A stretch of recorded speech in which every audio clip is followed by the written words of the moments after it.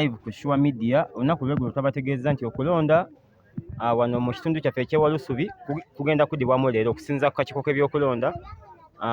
Twafuna report nti okulonda wano ewalusubi mu Mukono kugenda kuba nga kuddamu leero. So olunaku olweggulo twabaddeko mu Walusubi muno ne tubalaga ssentebe w'ekyalo kino ng'agezaako okwogera okulambula ku kulonda kuno nga bwe kwali era n'engeri gye bamutegeezamu nti kugenda kubeerayo olunaku olwaleero. So tuzze wano ku polling station y'Ewalusubi wano okwetegereza embeera nga bw'eri. Tusanze abantu baatuuse ddano ku kisaawe naye nga bwenjogera essaawa ziri 4 naye tewali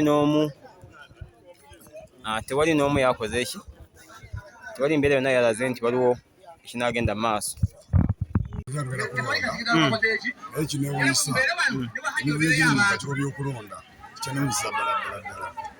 Amannya abantu gatya amatiya nga nze tugenzunga gugwe ne mawojjolo era ni musajja wa NRM naye emivu egiri mu NRM sigitegeera ate kyemmanya abalwanyisa bonna bakiri banene. So bwe tusaba abali mu kakiiko by'okulonda bakumewo banzagalo kaki k'Ewalusubi era nkunga abantu bava b'Ewalusubi mwenna temulwana temukola ki temukola fujjo abantu bakole okuteekateeka kw'okulonda kw'Ewalusubi tulonde.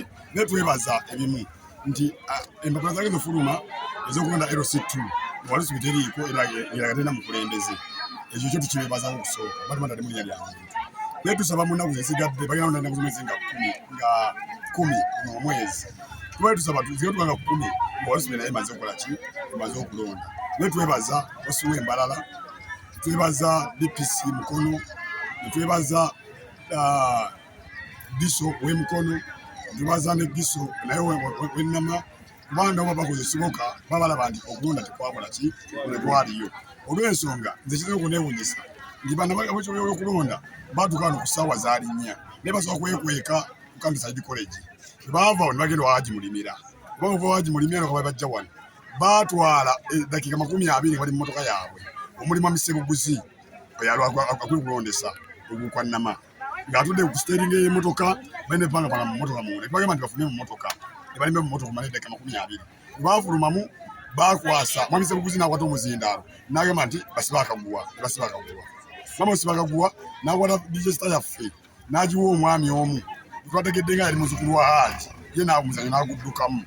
Waguddukamu omwami yakwata digesta 3 n'awala n'essimu ye wasoma amannya naye ng'amannya agajja ku ssimu ayita amannya ku ssimu amannya 2 nalwekayita lyegisa erinnya limu.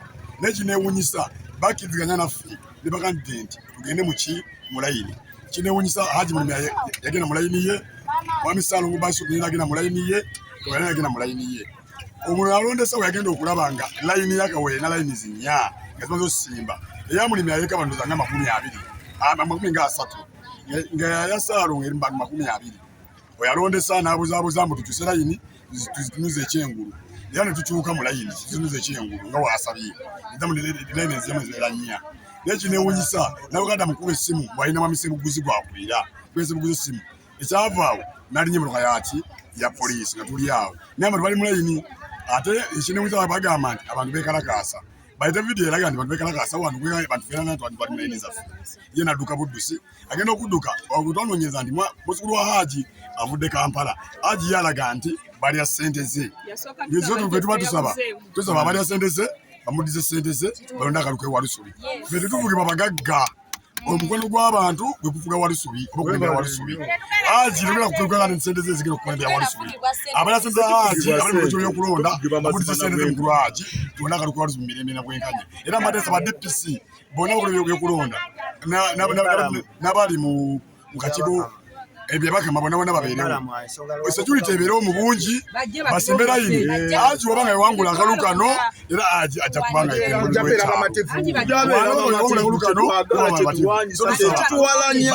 batulondesa akalu kano mu security so bali nnyo bali ddala bannamawulire bategeezebwa nga byamukama agamba tujja kulonda lunaku nga 1 olw'omukaaga. Naye bwe bwatuuse akawungeezi ne tufuna information nga tubagamba nti ate okulonda bakuyimirizza. Bwe yaba information tatambudde mu bantu era leero abantu batukedde bukeezi nga bamanyire okulonda ki gyekuli.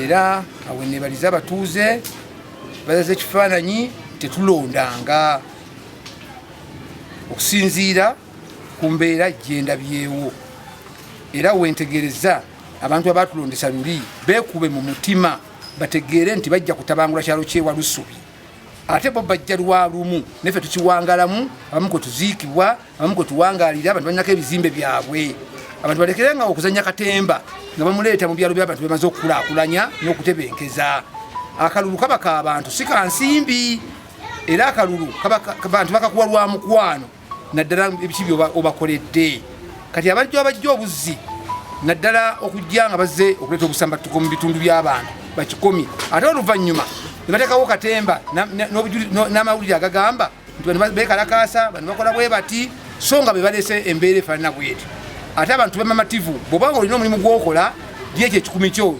obe mumativu naye ebintu ebyenguzi gavumenti era mbadde saba President Museveni ebintu byenguzi abirwanyise nnyo babi ebiviiriddeko bino byonna embeera y'obululu okukola ki kubanga tetambula bulungi kubanga wootunuulira ku leveno gye tuliko obujulizi gye buli naye ate omuntu obujulizi nagalagala kubujja eri wa misa bya Mukama entabeerayo newankubadde alinayo bakabe naye ababaka bagenderere nti amawulire bangabo mu ofisi zaabwe gabe nga ga bwesimbu oba si kyekyo bakolenga state house muzeeyi nga waakola nateekayo ababaka bene ne bajja ate mubana okubega abantu ne bamisa bya Mukama tubasaba bakoleyo bambega bajjenge ku gulawundi balabe nti abaana baabwe bakola bye bituufu awo nno wenebaliza osi waffe w'Embalala DPC waffe ow'Emukono tuli bumu naye embeera bagira banga gyetambula Diso ne Giso Wamala bebale nnyo bebalire ddala ane nebaza abantu baffe bakakkamu